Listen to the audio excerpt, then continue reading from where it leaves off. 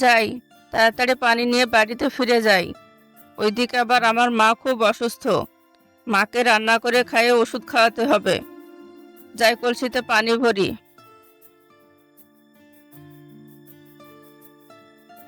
বাঁচাও, কে আছো? বাঁচাও আমাকে, আমি পানিতে ডুবে যাচ্ছি। আমাকে কেউ বাঁচাও।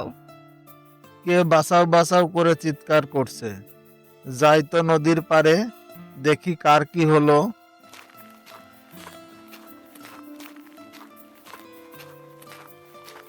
বাঁচাও, আমি নদীতে ডুবে যাচ্ছি। আমাকে কেউ বাঁচাও। আরে আয়েশা, দাঁড়াও, আমি আসছি তোমাকে বাঁচাতে।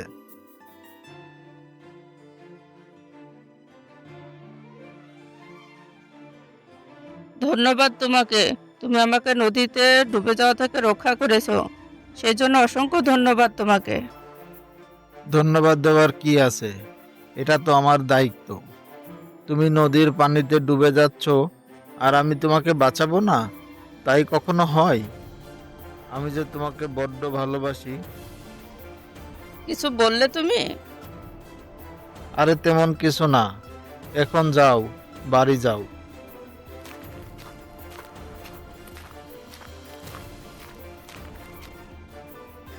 কিরে জান্নাত, বোন তোর কি হয়েছে?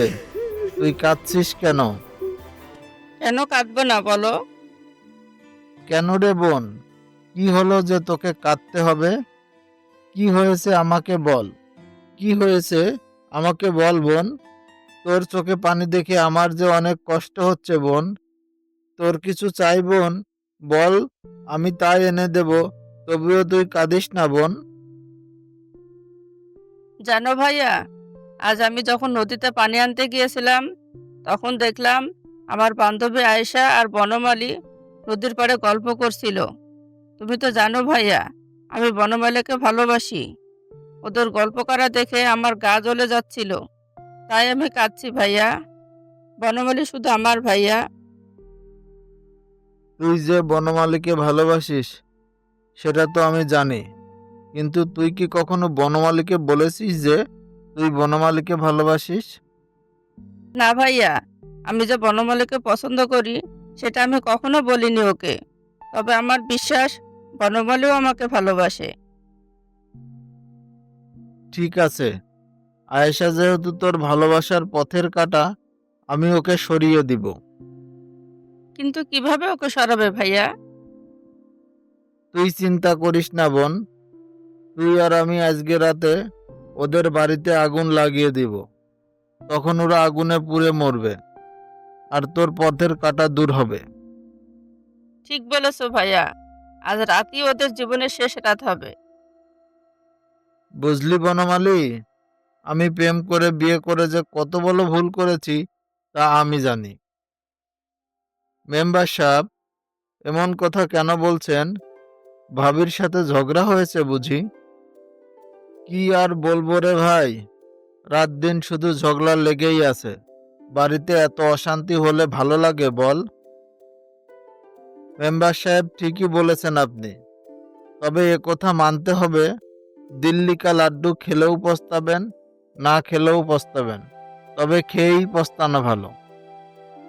সেটা তো খাঁটি কথা।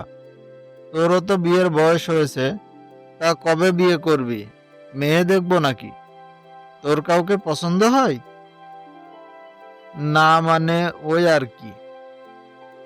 এত লজ্জা পেতে হবে না, আমাকে বল, আমি ঘটকালি শুরু করে দেই।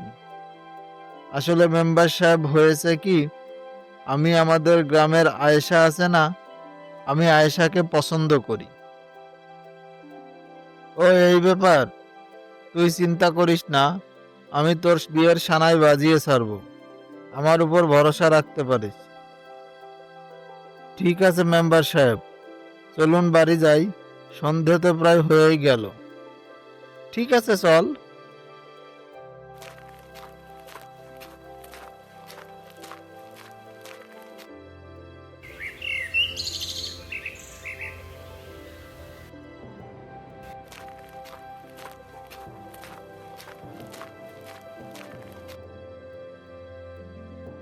বোন, আমরা চলে এসেছি, চল এবার আয়েশার বাড়িতে আগুন লাগিয়ে দেই। হ্যাঁ ভাইয়া, আগুন লাগিয়ে দাও, যাতে করে আমার প্রাণটা জুড়িয়ে যায়। আমি আগুন লাগাবো না, তুই আগুনটা লাগিয়ে দে। তোর পথের কাঁটা তুই দূর কর। ঠিক বলেছো ভাইয়া, দাও আগুনের মশালটা আমাকে দাও।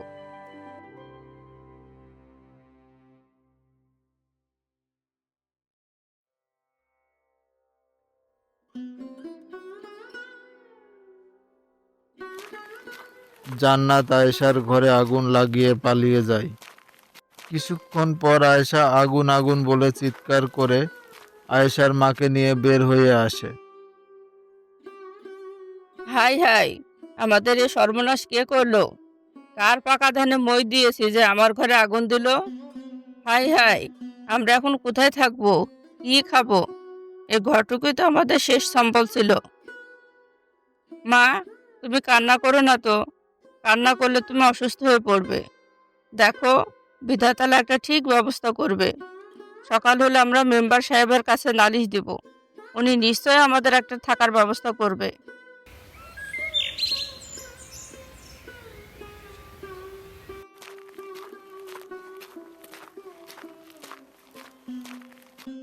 মেম্বার সাহেব বাড়িতে আছেন? আপনার সাথে একটু প্রয়োজনীয় কথা ছিল।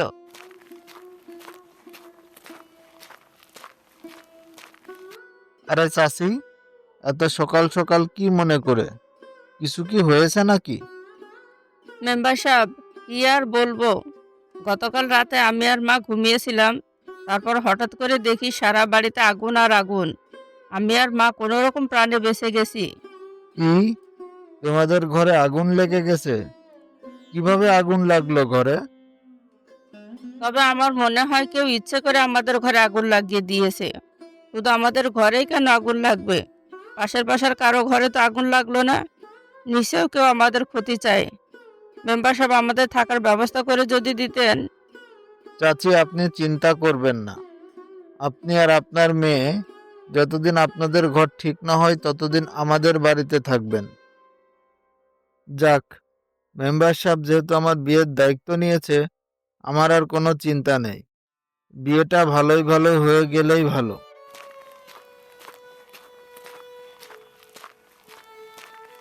দেখি তো জান্নাত তার ভাইকে ফিস ফিস করে কি বলছে। ভাইয়া, আমার মনে হয় আয়েশা আর তার মা পুড়ে ছাই হয়ে গেছে। যেভাবে আগুনটা লাগিয়ে দিয়েছি ওদের ঘরে, বের হবার কোনো উপায় তো ছিল না। এতদিন আমার পথের কাঁটা সরে গেল, এবার আর বনমালীর সাথে বিয়ে হতে কোনো অসুবিধাই রইল না। ঠিক বলেছিস বোন। আমি আজই বনমালীকে আমার ভালোবাসার কথাটা বলবো। আশা করছি বনমালী না করবে না।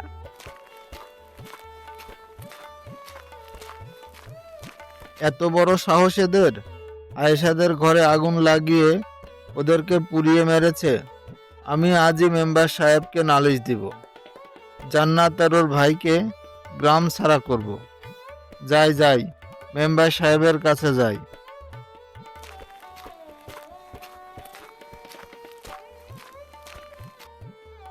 মেম্বার সাহেব বাড়ি আছেন? আপনার সাথে একটু জরুরি কথা আছে।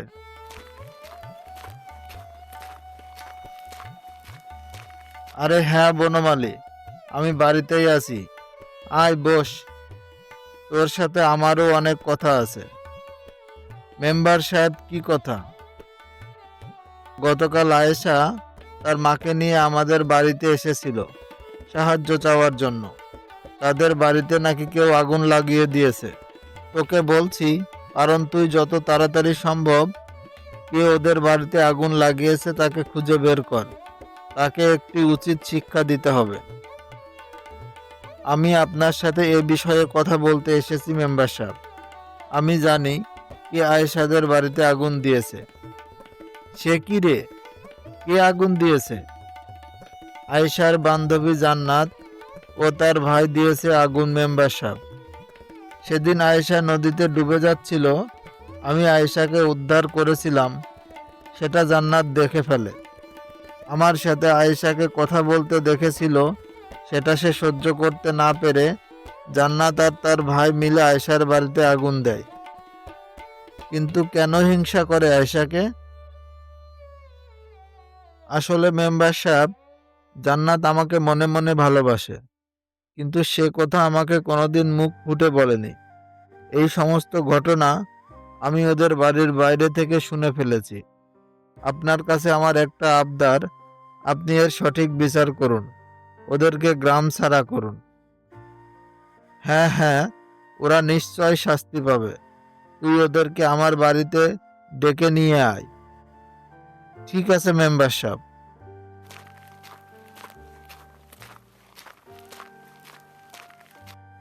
ভাইয়া, ও ভাইয়া, তোমার কি হলো? তুমি এত অসুস্থ কিভাবে হলে? জানি না রে বোন, তবে আমার খুব কষ্ট হচ্ছে বোন।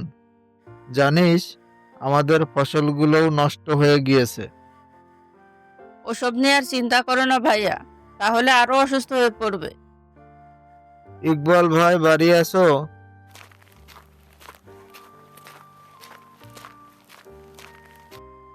তোমাকে আর তোমার বোনকে মেম্বার সাহেব ডেকেছে। মেম্বার সাহেব ডেকেছে মানে? আমি কি কিছু অন্যায় করছি? সেটা আমি জানি না ভাই।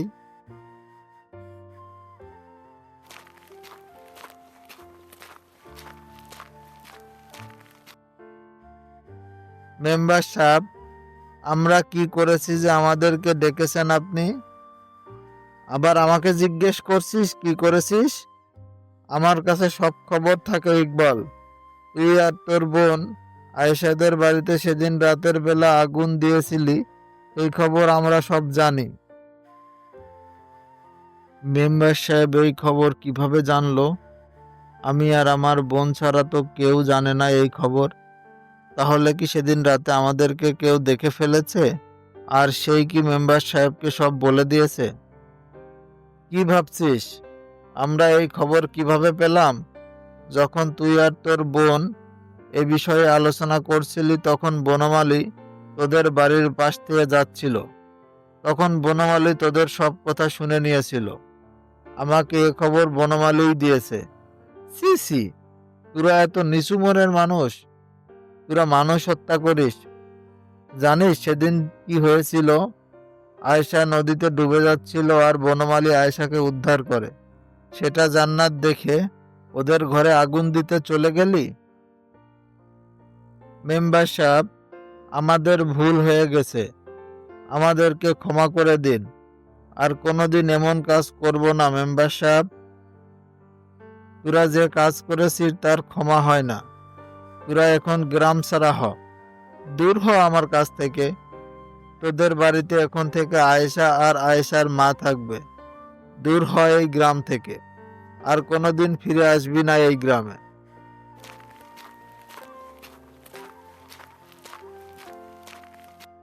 চাচি, শুনেন, আপনার সাথে কিছু কথা ছিল। তা কি বলবেন মেম্বার সাহেব? বনমালী আপনার মেয়েকে অনেক পছন্দ করে। আপনারা যদি রাজি থাকেন, তবে আমি ওদের 4 হাত এক করে দিতে চাই। আরে, এ তো অনেক বড় খুশির খবর। আলহামদুলিল্লাহ, আমি রাজি আছি মেম্বার সাহেব। মিয়া বিবি রাজি তো কিয়া করে কাজী।